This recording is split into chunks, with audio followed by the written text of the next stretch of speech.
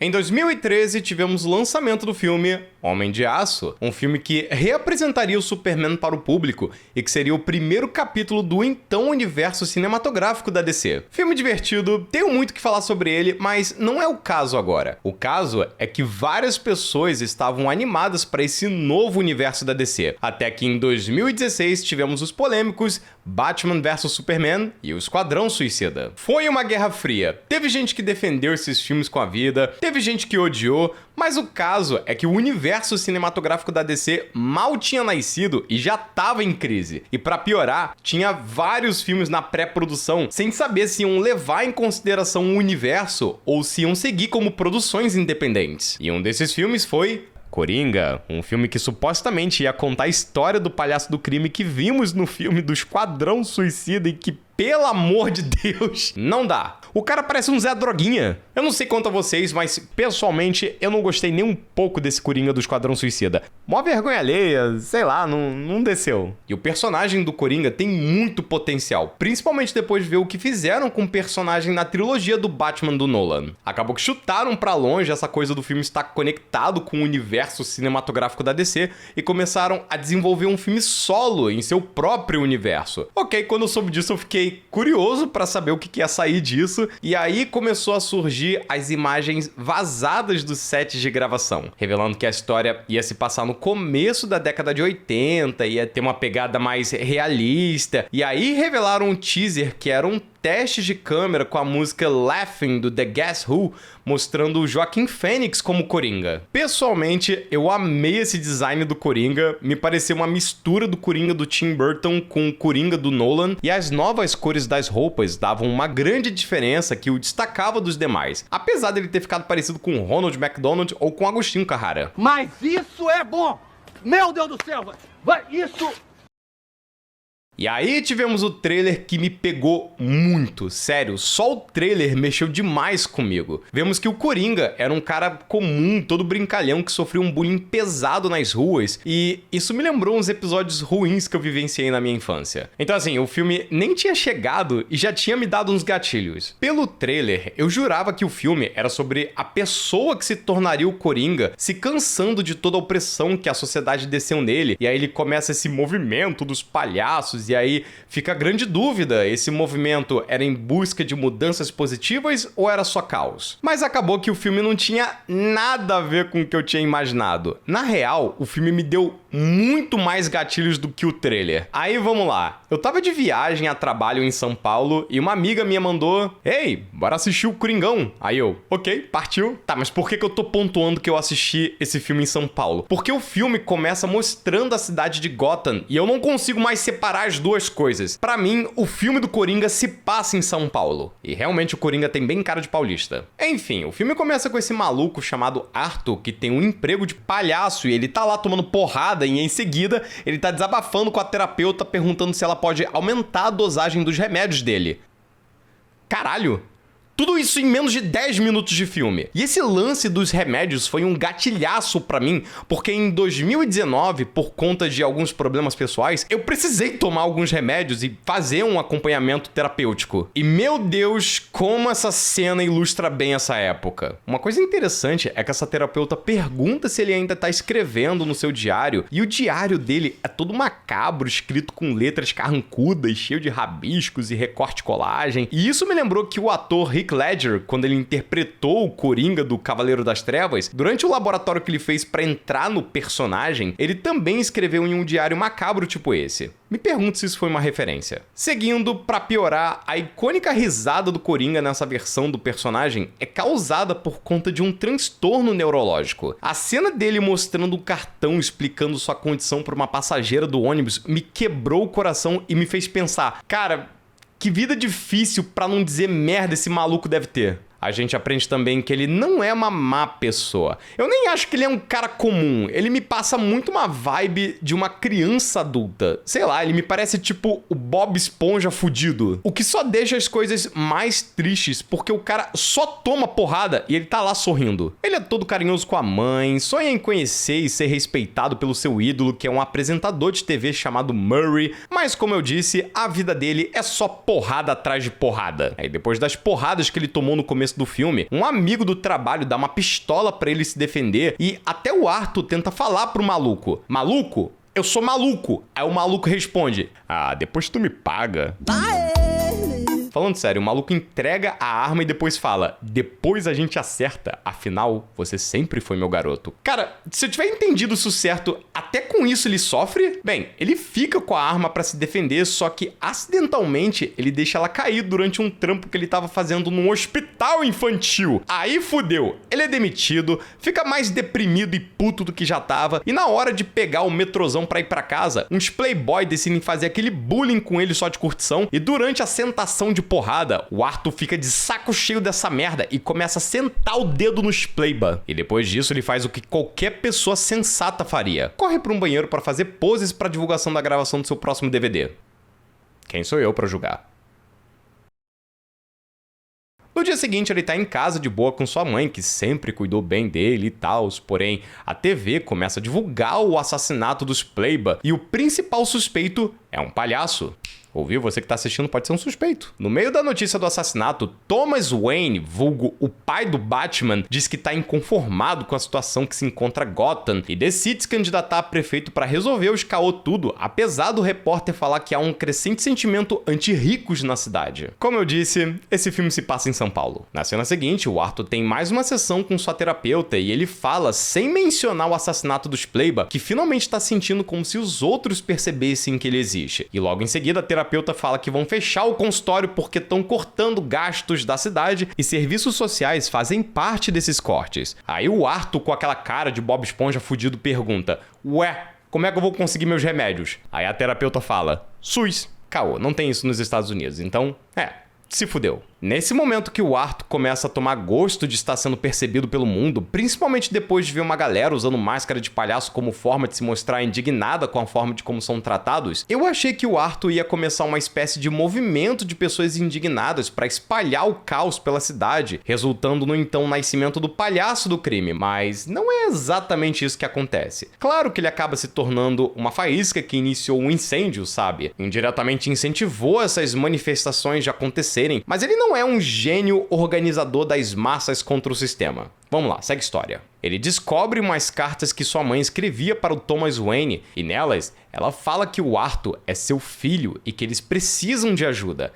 Ele fica puto com a mãe por ter escondido esse segredo e corre pra ver seu pai. E assim que ele chega lá, temos uma das minhas cenas favoritas do filme, o momento que o Arthur conhece o Bruce Wayne. O que eu mais gosto nessa cena é como o filme sutilmente nos fala que um dia esse menino vai se tornar o Batman. Sério, se liga no tubo de descida. Não lembra o Batman do Adam West? Tá, tudo bem, eu poderia ter pego um exemplo menos tosco, mas você entendeu. Aí o Arthur fica lá brincando com o Bruce, achando que ele é o irmão mais novo dele, até que o Alfred chega e fica horrorizado de ver o filho do patrão sendo tocado por um maluco. Até eu fiquei me imaginando na situação do Alfred e pensando, cara, tem um maluco tocando no filho do patrão.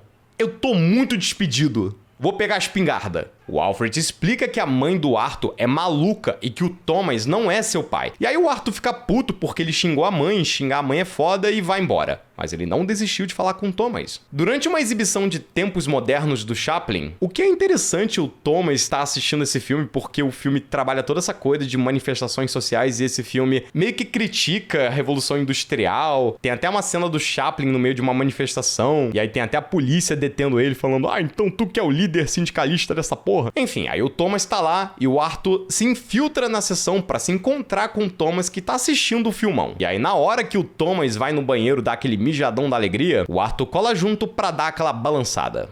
Tá, caô, ele cola junto pra finalmente falar com o Thomas. Mesma coisa que o Alfred. O Thomas fala que a mãe do Arthur é maluca e que ele não é seu pai, mas ele desenvolve um pouco mais. Ele diz que a mãe do Arthur foi internada no asilo de Arkham e que ela tinha o adotado. E me dá muita pena ver a reação do Arthur, que mais uma vez tenta ser todo educadinho, dizendo que não queria deixar o Thomas constrangido e que ele não entende por que todo mundo é tão mal com ele. E o Thomas, tipo, foda-se, meu irmão, e dá um socaralho na cara dele. Thomas Wayne pra prefeito, socando os problemas pra puta que...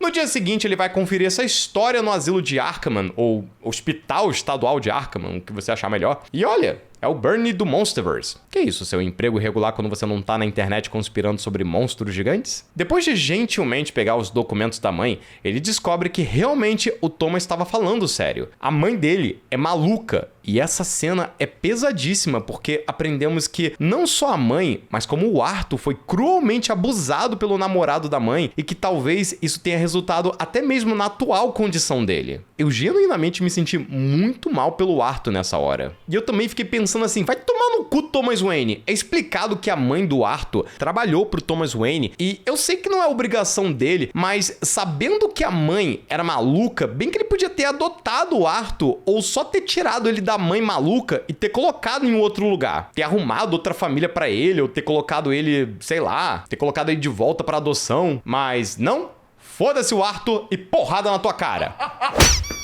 Vote Thomas Wayne. Talvez a única pessoa que pudesse ajudar o Arthur era a vizinha dele, com quem ele tava tendo uns dates e tal, mas assim que ele chega no AP dela, ela toma um susto e todos nós, espectadores, ficamos, ué, mas eles não estavam de lovezinho, de datezinho?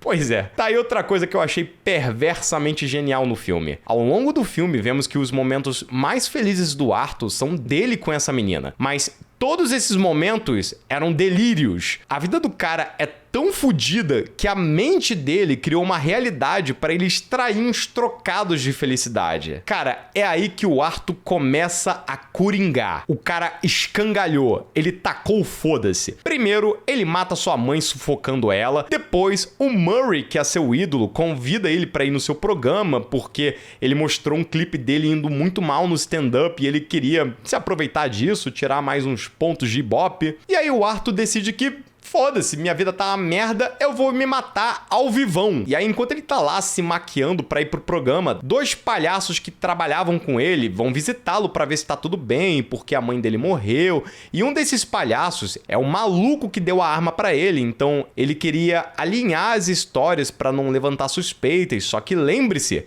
o Arthur coringou, então ele senta tesoura nesse maluco.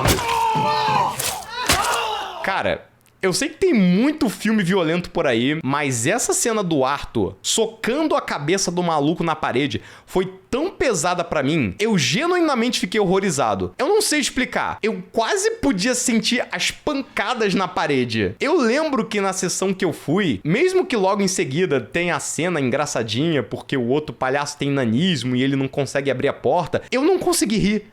Eu real tinha ficado horrorizado com a cena do maluco tendo a cabeça esmagada na parede. Não, e tem mais. Por algum motivo, algumas pessoas dizem que esse momento parece muito aquele clipe Somebody That I Used to Know. Aí beleza, ele coloca sua icônica roupa de Ronald McDonald's, dá a famosa sambada na escadaria, tomando cuidado pra não cair que nem esse maluco aqui. Só que os dois detetives pelas-sacos que estão investigando a morte dos Playboy no metrô partem pra pegá-lo na porrada. Tá, na real, eles só queriam fazer algumas perguntas, mas no fim a gente sabe que eles queriam mesmo era dar porrada nele. Durante a correria, o Arthur entra em um metrô cheio de palhaços com máscaras de palhaço e aí ele causa... uma briga para que os dois pela-sacos se envolvessem na porradaria, permitindo o caminho livre para que ele seguisse pro show do Murray. Ele chega no estúdio onde vai rolar o programa, conhece o Murray e isso quase foi um momento bonitinho para mim, porque o Arthur fica todo emocionado de conhecer seu ídolo, apesar dele ter zombado dele em rede nacional, mas é aquilo, né? O cara foi tão massacrado pela vida que o mínimo de prazer que ele tem já é algo que eu me sinto bem por ele.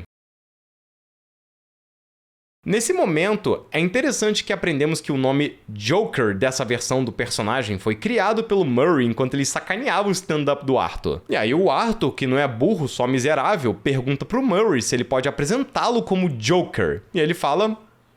ok. Aprende, Han Solo. O momento que ele entra no palco é tão alegre, tão cheio de vida, o Arthur tá todo felizão de estar ali, e de novo, cara, ele só queria ter tido a chance de ter uma boa vida e ser um palhaço e alegrar a galera. E no começo do filme temos até um momento em que ele imagina como esse filme poderia ter um final feliz. Ele vai no programa do Murray, diz que ama e cuida da mãe, o Murray fica emocionado e convida ele pra vir no palco, dá um abraço nele e diz que ele daria tudo pra ter um filho como ele, mas...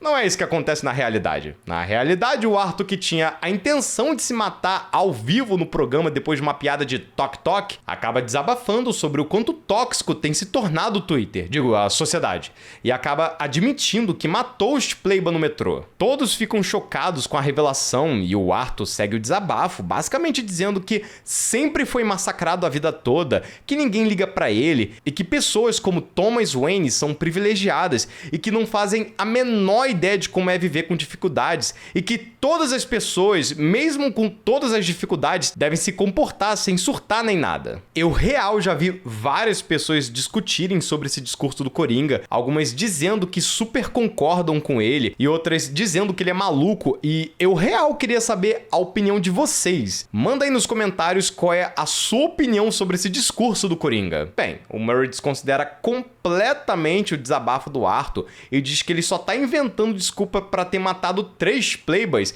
e que por causa dele Gotham tá um caos, cheio de manifestações, pessoas morrendo, super ratos e, sério, tem um momento do filme que o Murray fala que a cidade tá cheia de super ratos e, olha, um super rato. Interessante. Enfim, o Arthur chega no seu limite. O cara já não tinha nada a perder e a cereja do bolo era ver seu ídolo desmerecer sua dor. O momento que o Arthur conta a última piada dizendo o que você consegue quando você cruza um doente mental e uma sociedade que trata ele que nem lixo, cara, dá pra ver na expressão dele a transformação de Arthur pra Coringa. É simplesmente triste e doloroso. Ele não queria nada disso. O personagem do Coringa originalmente se tornou o Coringa depois de cair em um tanque de lixo tóxico. Esse Coringa se tornou o Coringa depois de assistir seu filme sequência. Tá, caô. Esse Coringa se torna o Coringa depois de viver em uma sociedade tóxica. Crítica social foda. A morte do Murray novamente me deixou muito chocado. Primeiro porque eu não esperava que ele fosse fazer isso. Eu jurava que ele ia se matar. E outra porque logo em seguida ele começa a rir, só que com gosto. Ele admite que começou a tomar gosto de matar os outros. Tá, tudo bem, os outros que são escrotos aos olhos dele, mas ainda assim, isso é assustador, ele tá matando pessoas. E depois disso, a galera vai à loucura. Gotham fica aparecendo aquele filme Uma Noite de Crimes e o Coringa fica assistindo tudo amarradão de dentro de uma viatura. Até que a viatura é atingida por uma ambulância. Eu jurava que nessa hora o Arthur ia morrer. Só que não. Ele é resgatado por um dos seus seguidores e aí ele se levanta, começa a dançar e, por fim, retoca a maquiagem do sorriso do palhaço com o sangue da sua boca. Muito foda, mas eu achei medonho, admito. E agora eu descobri que, originalmente, a ideia era que o Arthur ia pegar um vidro quebrado da viatura atropelada e ia rasgar um sorriso no seu rosto. Só que o Christopher Nolan, diretor da trilogia do Batman do Cavaleiro das Trevas, chegou e falou: aê, faz isso não, vai ficar muito parecido com o meu Coringa e o teu Coringa é original. Faz o bagulho do sangue, vai ficar mais maneiro. E realmente ficou bem melhor. Ainda bem que eles foram na dica do Christopher Nolan. Ah, sim, enquanto tava rolando esse lance do Coringa fazer o sorriso com sangue,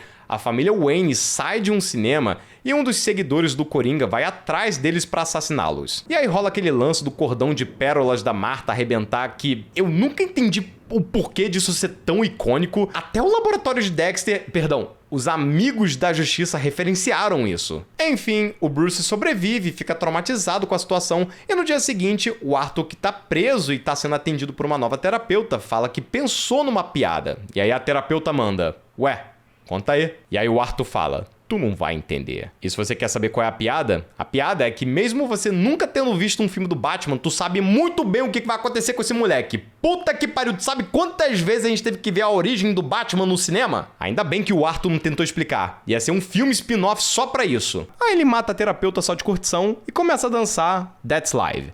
Fim, conclusão aterrorizante. Juro, a primeira vez que eu vi esse filme no cinema, eu fiquei chocado e assustado. Novamente, tem muito filme mais violento que esse. Deadpool é mais violento que esse filme, mas nesse filme do Coringa, nós temos uma violência psicológica. É doloroso ver o quanto fudido é esse Arthur. E de novo, quando eu fui ver esse filme no cinema, eu tava passando por uma fase muito delicada na minha vida. E esse filme me despertou vários gatilhos. Mas aí eu fui assistir o filme pela segunda vez, com a cabeça no lugar, e eu percebi percebia que o filme era foda, principalmente por saber como trabalhar os elementos do universo do Batman. Sério, a sutileza de como o Bruce Wayne é trabalhado nesse filme, principalmente a relação dele com o Coringa, me fez muito querer ver um filme do Batman partindo desse filme. O que, por um instante, eu jurava que ia acontecer, mas não. E honestamente, foi melhor assim, porque esse filme é um perfeito filme solo. Tanto que a Universal Pictures seguiu a mesma ideia e ao invés de produzir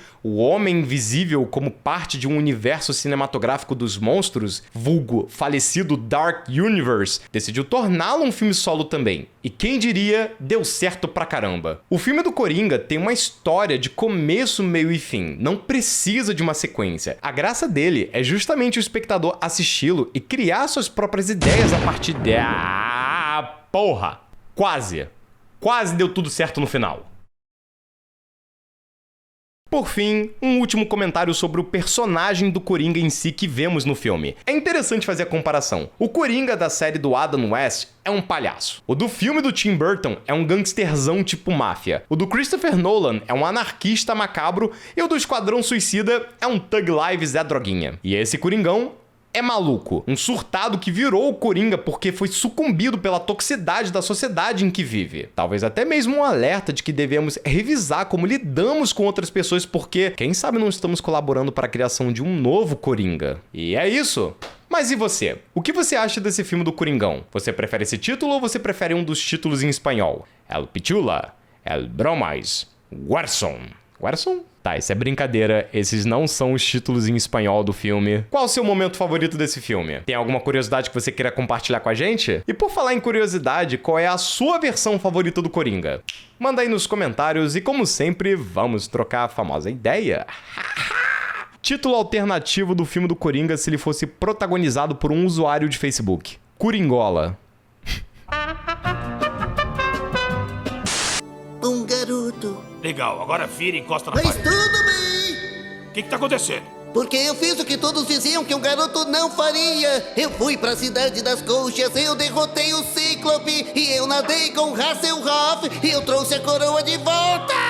Tá, captamos a mensagem. Então sim, eu sou um garoto e também sou um mala sem alça e uma nação e um baita de uma tosquela xarope. O que tá acontecendo aqui? Mas acima de tudo, eu... Ei, fica frio aí! Ei, fica frio! Come o ostra!